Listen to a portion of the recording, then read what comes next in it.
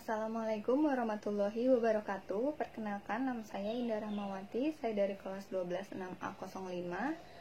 Dan di sini saya akan membahas tentang salah satu cybercrime yang sedang marak terjadi, yaitu carding. Salah satu kejahatan internet atau cybercrime yang belakangan ini marak terjadi di Indonesia disebut dengan carding. Untuk teman-teman yang belum mengetahui apa sih arti carding itu, saya akan menjelaskan sedikit tentang arti dari carding.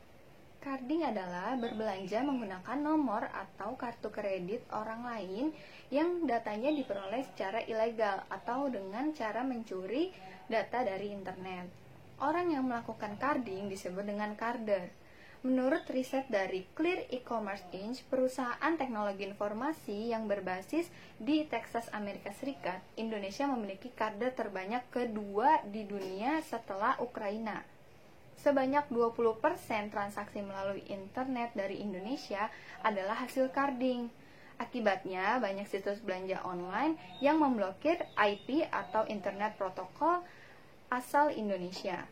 Secara umum, sifat carding adalah non-violence atau kekacauan yang ditimbulkan tidak terlihat secara langsung, tetapi dampak yang ditimbulkan sangatlah besar, karena carding merupakan salah satu dari kejahatan cybercrime berdasarkan aktivitasnya. Ruang lingkup carding terdiri atas dua ruang lingkup. Yang pertama, ada ruang lingkupnya secara nasional, yaitu di mana aktivitas yang dilakukan oleh si carder ini hanya di satu negara saja. Misalnya, carder berasal dari negara Indonesia. Si carder hanya melakukan aktivitas carding di wilayah Indonesia saja. Sedangkan yang kedua, transnasional, jadi aktivitasnya itu dilakukan lintas negara. Jadi si carder misalnya dari Indonesia, dia melakukan aktivitas carding ke negara yang lain, misalnya negara Jepang atau negara Cina atau Korea dan negara-negara yang lainnya.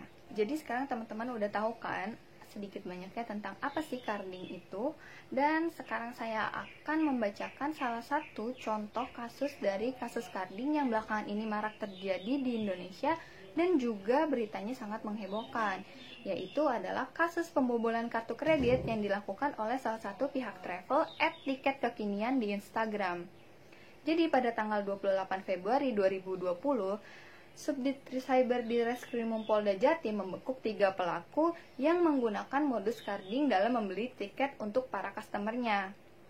Motif dari pelaku hanyalah untuk mencari keuntungan dan untuk memperkaya diri sendiri. Berdasarkan pengakuannya, data kartu kredit itu didapatkan dari Facebook dan dibeli dengan harga yang cukup murah, yaitu hanya 150-300 ribu per kartu kredit. Dari proses carding yang dilakukan oleh tersangka, hasilnya mereka gunakan untuk membeli tiket pesawat dan juga memesan kamar hotel, yang nantinya tiket pesawat dan kamar hotel tersebut akan mereka jual kembali ke orang lain.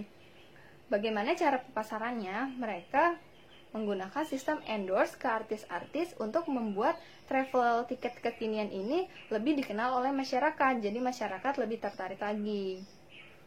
Setelah diselidiki lebih dalam oleh kepolisian Polda Jatim, akhirnya polisi menetapkan 4 tersangka dengan perannya masing-masing. Yang pertama ada MD. MD ini adalah orang yang melakukan carding serta orang yang mendapatkan data dari beberapa spammer yang berada di Facebook ataupun Telegram, yaitu si MD ini orang yang mengumpulkan data-data kartu kredit atau membeli data kartu kredit untuk nanti kartu kreditnya itu dilakukan carding. Selanjutnya ada SC dan MFD. SC dan MFD ini adalah orang yang memiliki jasa tiket melalui Instagram @tiket_kekinian yang menjual tiketnya dengan harga yang sangat murah. Murahnya ini dibeli melalui hasil carding tadi. Dia membeli dengan sekitar harga 40-50% yang dijual oleh MD, dan oleh SC dan MFD ini dijual kembali dengan harga yang cukup murah, yaitu hanya 70-80%. Sedangkan harusnya kan harga awalnya itu ada 100%, tapi mereka jual murah karena hasilnya itu dari carding.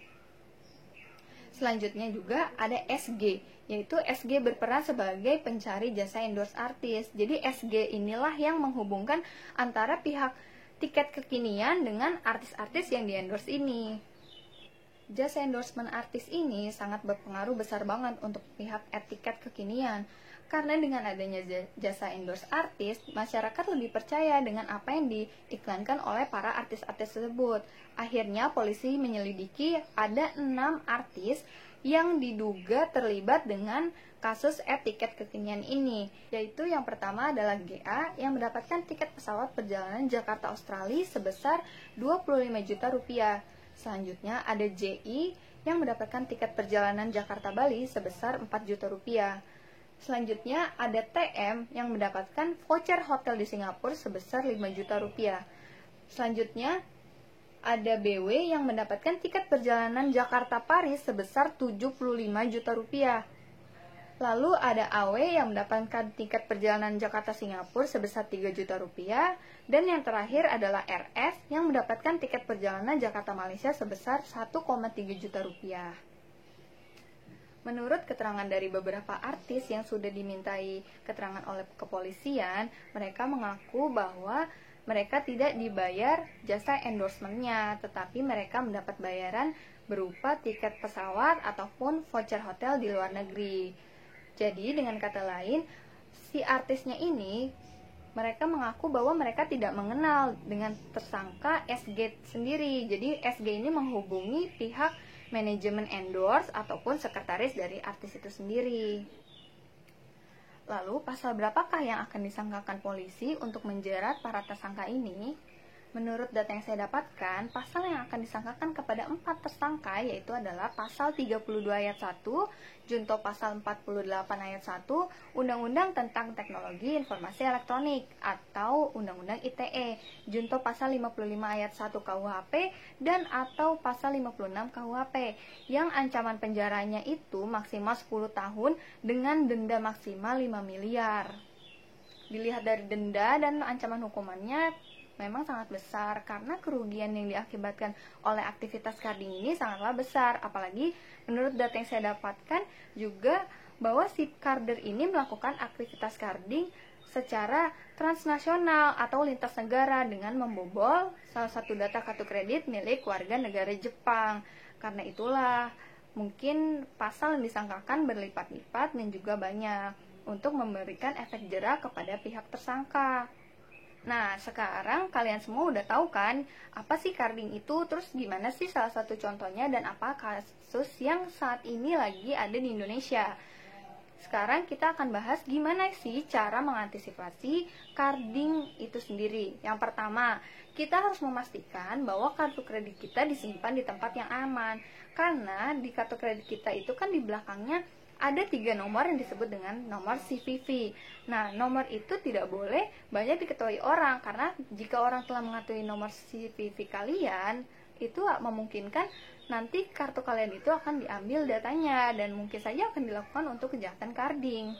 Yang kedua, jika kehilangan kartu kredit, segera lapor ke bank atau blokir langsung kartu kredit saat itu juga. Jangan menunggu kayak nanti aja deh. Jangan kayak gitu, lebih baik kalian langsung blokir aja saat itu juga. Yang ketiga adalah jangan sembarang menyuruh orang untuk memfotokopi kartu kredit kalian dan pastikan kartu kredit kalian tidak sempat digandakan oleh pihak fotokopi.